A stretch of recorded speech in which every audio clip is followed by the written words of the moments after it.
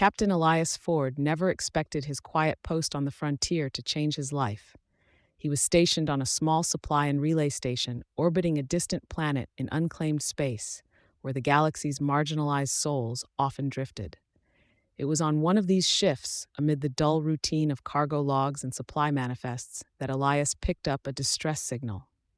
Following protocol, he traced the signal to a damaged vessel drifting on the edge of the station's sensor range. Elias approached the ship with caution, ready for anything. Inside, he found an alien woman and her young daughter, both huddled together, looking exhausted and afraid. They were from a species known as the Villani, a once thriving civilization that had faced persecution and decline in recent years. They had escaped hostile territory, their ship barely intact after weeks of travel.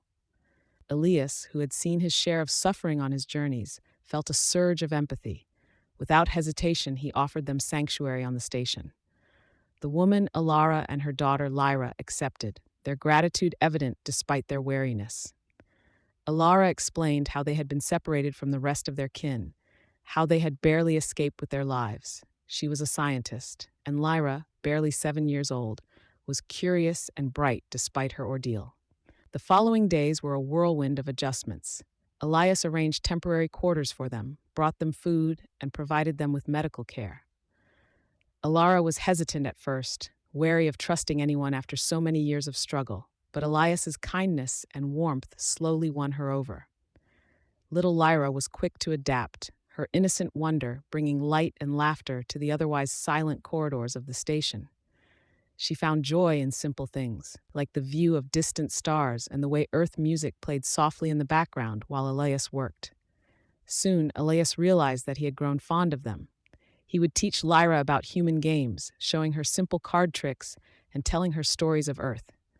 Alara, too, opened up, sharing stories of her homeworld, its shimmering crystal lakes and breathtaking skies, memories that had grown painful to recall after losing everything. Weeks turned into months, and Elias knew that, eventually, Alara and Lyra would need to move on, but he couldn't bear the thought of sending them off into the unknown. In time, Elias helped Alara secure refugee status with a human colony nearby, where she and her daughter could start a new life among other species who understood the weight of displacement and loss. He promised to help them settle and visit whenever he could, unable to shake the bond they had formed.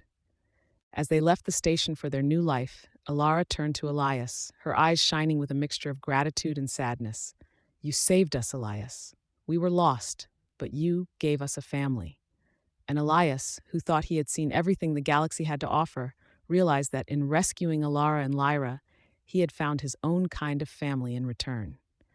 Their story spread among the colonies, a reminder that, even at the edge of the galaxy, humanity's compassion could shine a light into the darkest corners.